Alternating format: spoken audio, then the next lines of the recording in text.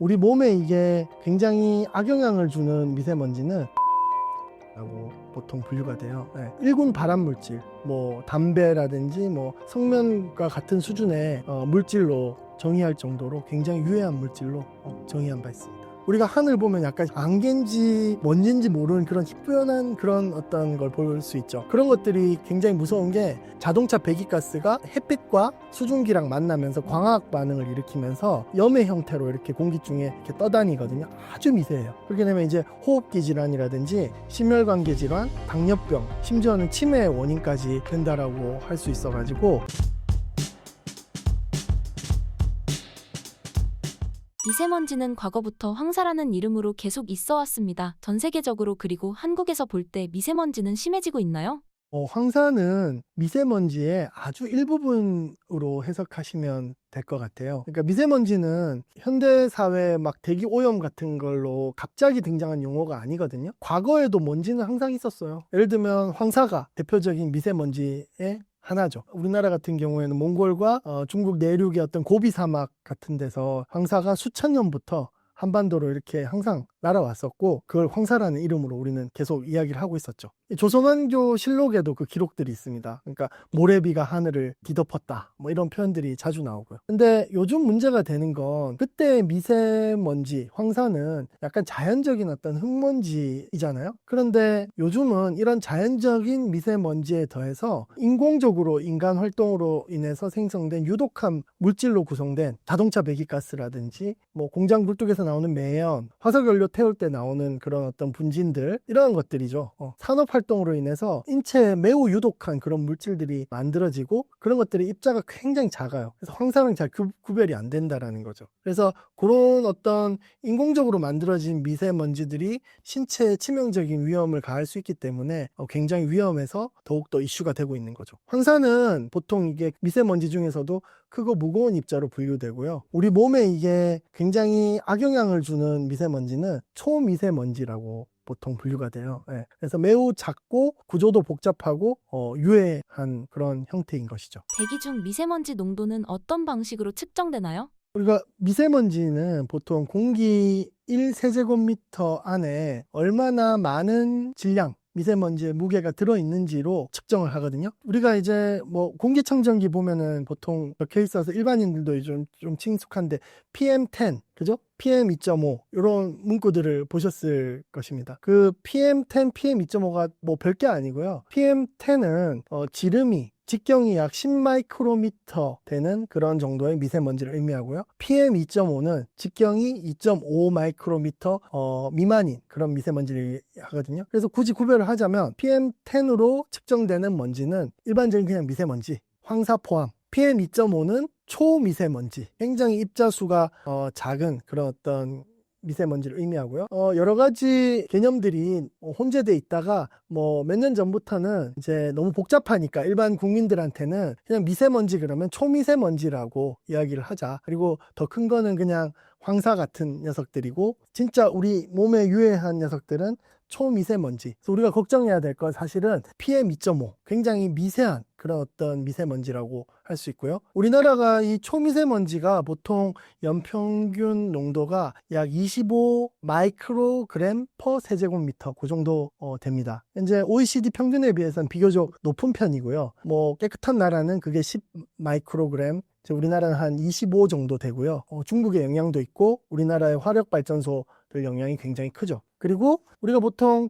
미세먼지가 나쁘다 그러면 이제 보통은 일반적인 의미에서 초미세먼지라고 제가 말씀드린다 그랬죠. 초미세먼지 농도가 약 36 마이크로그램 이상 되면 환경부에서 일반적인 핸드폰 앱 같은 데서 미세먼지 나쁨으로 뜨죠. 그럼 그게 36 마이크로그램 이상 되면 나쁨으로 뜨고요. 매우 나쁨으로 뜨는 날이 있죠. 매우 나쁨으로 뜰 때는 약 76 마이크로그램 이상 될 때 매우 나쁨 기준으로 뜨고요. 근데 진짜 나쁠 때는 200 가까이까지 올라갈 때도 있고요. 우리나라는 거의 200까지 가는 경우는 거의 없는데 중국 같은 경우에는 초미세먼지가 대기 정체랑 만나서 바람이 잘 안 불고 이런 오염물질이 심할 때는 200 가까이 초미세먼지 올라가는 경우도 있습니다. 그래서 국립환경과학원이라는 곳에서 이런 어떤 우리나라에 약 한 500여 개 되는 초미세먼지 자동 관측소가 있거든요. 거기서 측정한 실시간으로 농도를 측정을 하고 그 결과값을 국민들에게 지금 서비스하고 있는 것이죠. 미세먼지가 인체에 미치는 영향 중 과학적으로 입증된 부분은 어떤 것이 있나요?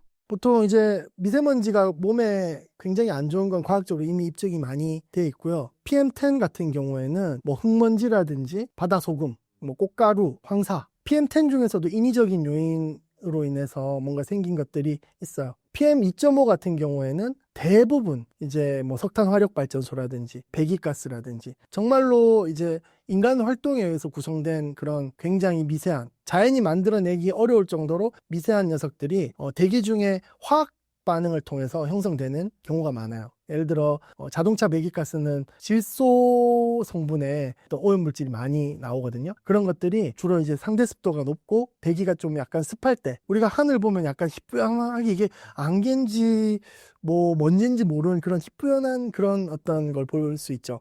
그런 것들이 굉장히 무서운 게, 자동차 배기가스가 햇빛과 수증기랑 만나면서 광화학 반응을 일으키면서 질산염의 형태로 이렇게 공기 중에 이렇게 떠다니거든요. 아주 미세해요. 그런 것들이 이제 쉽게 우리 폐포를 지나 심지어는 혈관속까지 쉽게 파고드는 거죠. 그렇게 되면 이제 호흡기 질환이라든지 심혈관계 질환, 당뇨병, 심지어는 치매의 원인까지 된다라고 할 수 있어가지고, WHO에서 2013년에 이런 어떤 초미세먼지를 뭐 1군 발암물질, 뭐 담배라든지 뭐 성면과 같은 수준의 물질로 정의할 정도로 굉장히 유해한 물질로 정의한 바 있습니다. 미세먼지가 심할 때 야외 활동이나 운동은 어느 정도 제한해야 하나요?